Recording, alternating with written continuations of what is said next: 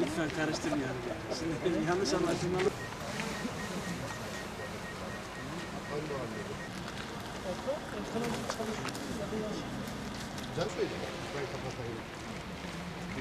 Recep Bey.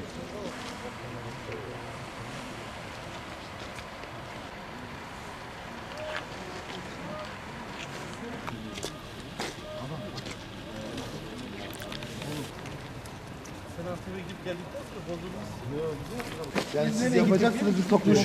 Duş al. Aynen.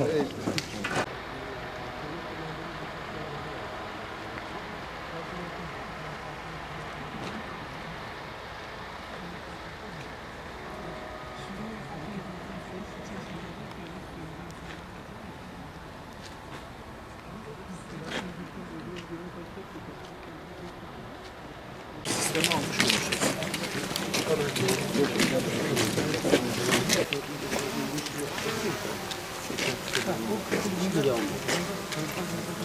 Başkanım, Nisan ayının 1 itibariyle tamamen her şeyle beraber, peyzajıyla beraber teslim alıp işletmeyi düşünüyoruz. Bir yılda kusur kabul süresi var. O sırada da personellerle beraber İller Bankası işletip akabinde maskeye devredecek.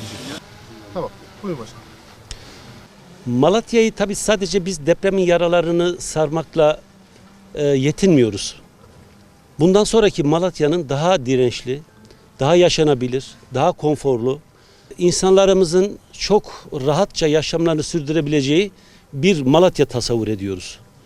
Bu çerçevede özellikle Malatya'mızın tamamında çok ciddi altyapı yatırımlarımız var.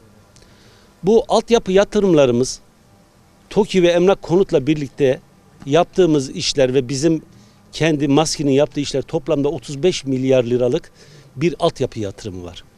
Şu anda biz Duranlar Köyü'ndeyiz. Duranlar Köyü'nde gördüğünüz şantiye bir ileri biyolojik arıtma şantiyesi.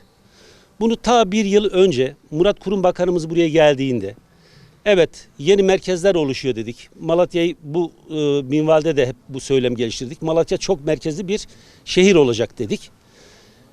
Bu düsturla hareket ederek Malatya'mızın İkizce bölgesi özellikle başlı başına belki de gelecekte yeni bir ilçe olacak bir konumda.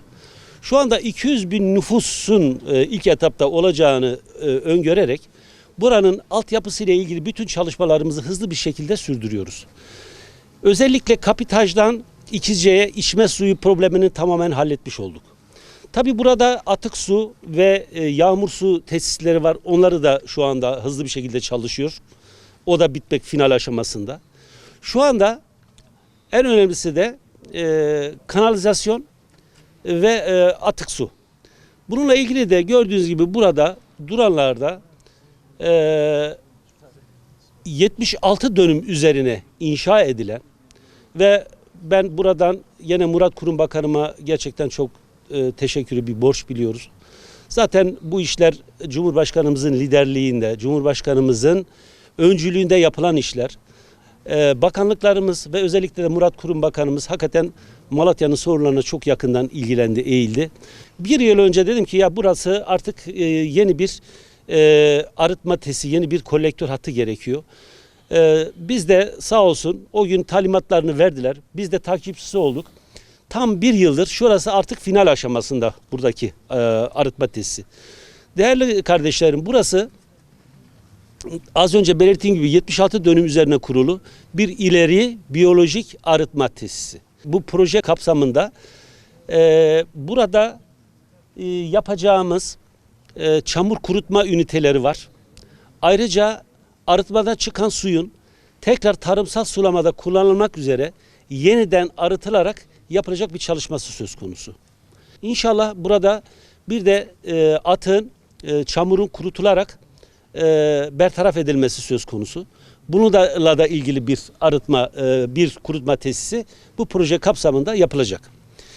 Şimdi burada sadece İkizce değil, İkizce ile birlikte 9 tane mahallemiz, 9 tane köyümüzün de kanalizasyon hattı buraya bağlanacak. Buradaki arıtma tesisimiz bölgenin en büyük arıtma tesisi. Malatya'yı saymazsak tabii. Malatya'da bizim önceki biyolojik arıtma tesisimiz büyük ve bu tesisten sonra ikinci büyük arıtma. Orayı da biliyorsunuz birkaç yıldır faaliyette değildi. Eski Malatya'daki arıtma tesisimizi de faaliyete aldık. Ayrıca şu anda arkadaşlarımızın orayla da ilgili çalışmaları var. Kanalizasyona çıkan atık suyun tekrar arıtılarak tarımsal sulamada kullanılmak üzere bir çalışmamız var. Yani şunu ifade edeyim, artık Malatya'da kontrolsüz hiçbir şekilde bir su ya da herhangi bir atık deşarj edilmeyecek. Burada inşallah Nisan ayında buranın tamamen faaliyete gitmiş olacak. Buranın zaten şu anda fiziki 97 oranda gerçekleşmiş durumda. Maliyeti de 1 milyar lira arkadaşlar. 1 milyara mal olmuş bir tesis burası. Burayı kolektör hattıyla birlikte değerlendirmek lazım. Tabii İkizce'den ta buraya kadar 30 kilometre bir mesafe. Bu mesafe de hızlı bir şekilde yani ihale sonrası imalatı gerçekleştirildi. İkizce'den buraya gelen kolektör hattı ve arıtma tesisinin toplam maliyeti 2,2 milyar lira. 2,2 milyar liraya mal oluyor. Malatya'mız için gerçekten çok önemli bir kazanım. Şunu da ifade etmek istiyorum. Az önce dedim ki artık Malatya'da hiçbir atık deşarj edilmeden akarsulara deşarj edilmeyecek dedim. Şimdi eski Malatya'daki arıtma işlemimiz tamamen bitiyor. Buradaki de faaliyete geçtikten sonra şu anda sadece OSB'de var. OSB'de de kimyasal bir arıtma yapıyoruz biliyorsunuz. Sanayi Bakanlığımızla yaptığımız görüşmede oranın ödeneklerini de aldık. Şu anda inşallah 2026 yılı içerisinde organize sanayinin de arıtması tamamlanmış olacak. Böyle de Malatya'mızın gerçekten arıtmayla ilgili sorunları çözülmüş olacak. Giren suyun tamamı yani şu anda eski Malatya'da mesela vatandaş hemen o suyu alıp kullanmak istiyor ama biz diyoruz yok arıtılmadan şey olmaz. Oraya ikinci bir arıtma projesi devam ediyor. Burası da zaten bu proje kapsamı içerisinde tarımsal sulamada kullanacağız inşallah. Zaten biliyorsunuz bu bizim Malatya'daki bütün suları arkadaşlar çok iyi değerlendiriyoruz. Yeraltı sularını Malatya'daki o kazılardan çıkan yeraltı sularının tamamı şu anda deşarj edilerek orada bütün sistemi kurguladık ve bitti işler. Şu anda Fuzuli Caddesi'nden geçen bir kolektör hattıyla çevre yolunun altında o da tarımsal sulamada kullanıyoruz. Yani şu anda o işlemler bitmiş oldu.